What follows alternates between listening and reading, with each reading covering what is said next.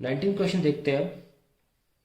To equal small spheres each weighing 1 gram are hung by equal silk threads attached to the same point.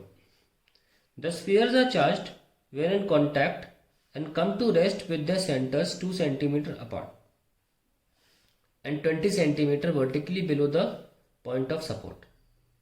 Find the charge on each sphere. ध्यान रखें कि equal charges हैं तो equal small spheres है तो charge by default मान के चलना है कि सेम ही होगा। Now if g is 980 centimetre per second square, how will the force of repulsion be affected if the plates of glass. अच्छा, ये अगला पार्ट है, इसको हम बाद में देखेंगे, बी पार्ट मान के, ठीक है। पहले हमको चार्ज निकालना है। सेटअप बना लेते हैं, कैसे बोला जा रहा है। Question number 19।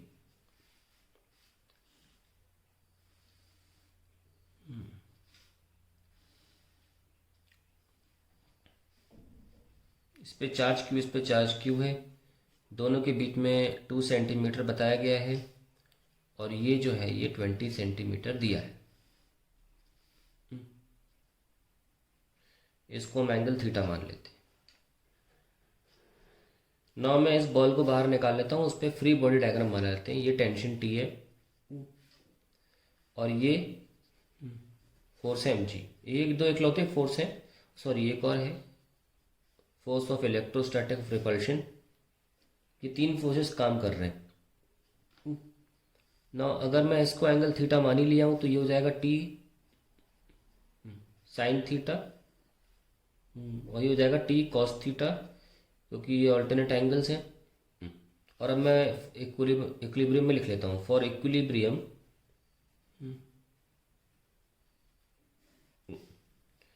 T sine theta is equals to electrostatic force of repulsion and t cos theta is equals to mg. On dividing we get tan theta is equals to fe by mg.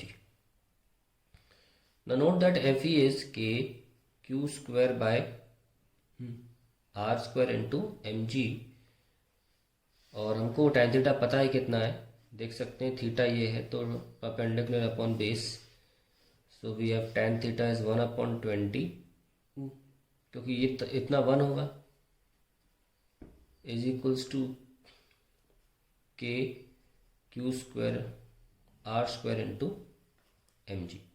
आइए values रख लेते हैं। हमें तो Q square निकालना था, 1/20 into r. R is 1, sorry r is actually 2।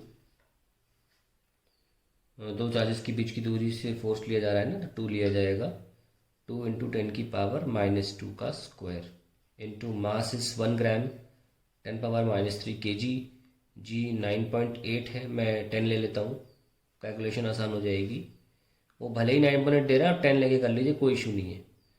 9 into 10 की power 9 और ये आपको दे देगा क्यू स्क्वायर। आइए बस इसको कैलकुलेट ही करना है।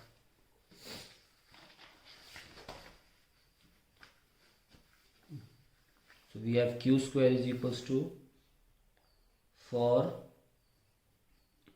10 की पावर -6 बच रहा है ऊपर और नीचे है 180, 10 की पावर 9 बच रहा है। ठीक,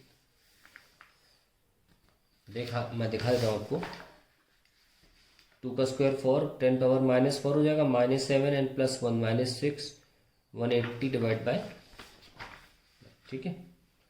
अब हमें करना है सॉल्व इसको क्यू स्क्वायर। डायरेक्टली क्यू निकाल लो, ये इकलौता नंबर है तो परेशान करेगा, बाकी सब बहुत आसानी से स्क्वायर रूट निकल सकते हैं, तो कर लीजिए।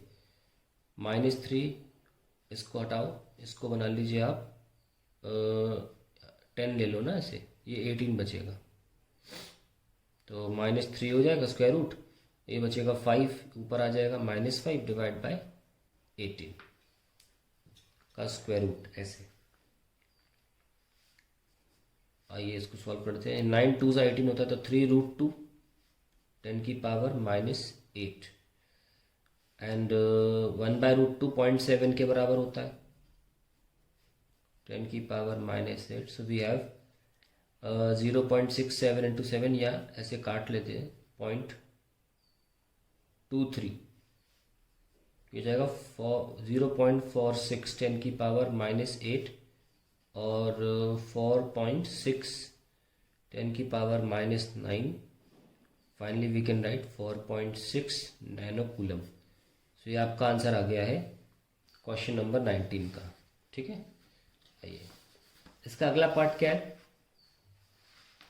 How will the force of repulsion be affected if the plate of glass k equals to 8 is placed between the spheres.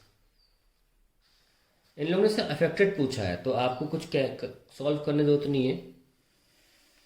इसका बी पार्ट यहाँ देख लीजिए. Force in any medium is actually force upon vacuum upon 8. तो यानी हम लिखेंगे the force of repulsion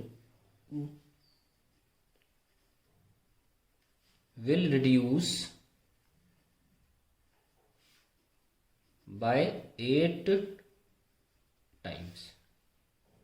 ठीक है, और यहाँ पे आपका आंसर खत्म हो जाएगा इस पार्ट का. ओके, क्योंकि ये क्वेश्चन 2 मार्कर है. आप सोच रहे होंगे इतनी कैलकुलेशन करा दी, वो मैंने करी है आपके लिए. तो वेरी फ्रैंक, अगर आपको थोड़ा गणित अच्छे से आता है तो यहीं पे आप लिख सकते हो आंसर. ज़्यादा हैवी नहीं है, कैलकुलेशन के नंबर मत सोचा करिए इतने.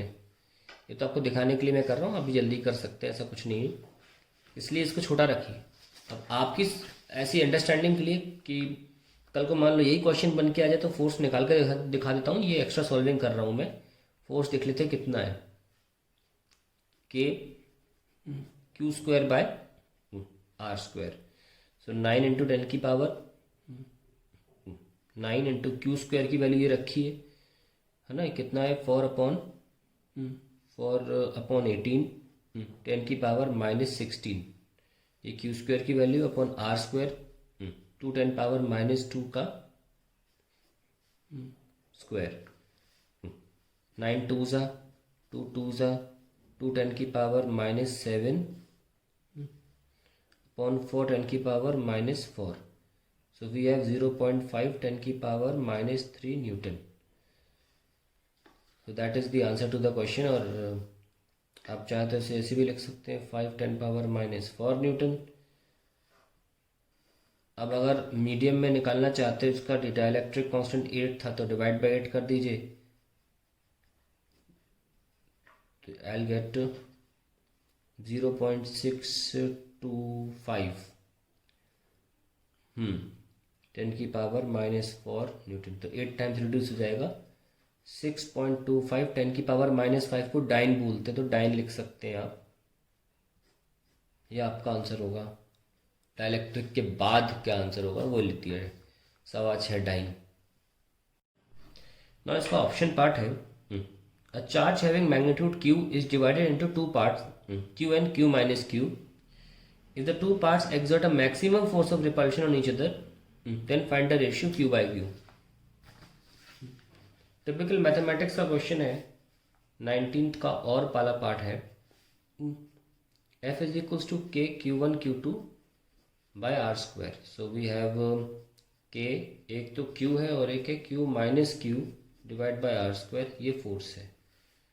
For maximum force dF by d q is 0. उसकी वजह यह है कि R फिक्स किया हुआ है. क्या तो ये शेयरिंग की बात चल रही है कि Q1 Q2 किस तरीके से आपस में शेयर होंगे कि फोर्स मैक्सिमम हो, R बीइंग फिक्स्ड. ठीक है, तो R के रिस्पेक्ट में डिफरेंशिएशन नहीं होगा, R being fixed. So we have d by d q of q. बाकी मैं k को कांस्टेंट ले सकता हूँ, हटा सकता हूँ उसे मैं. Minus q square equal to 0. So we have q minus 2q equal to 0 and q equals to q by 2, है ना. तो ये आंसर आ गया आपका. So capital Q by Q निकालना है, दैट विल बी 2. तो बहुत से लोग सोच रहे होंगे कि ये वाला क्वेश्चन कौन करेगा, ये कर लेना चाहिए. बिल्कुल सही है, ऑब्वियसली ये थोड़ा सा कैलकुलेशन में ज़्यादा है तो यही करना चाहिए. बड़ा अजीब सा मिसमैच है ये. एनीवेज आगे बढ़ते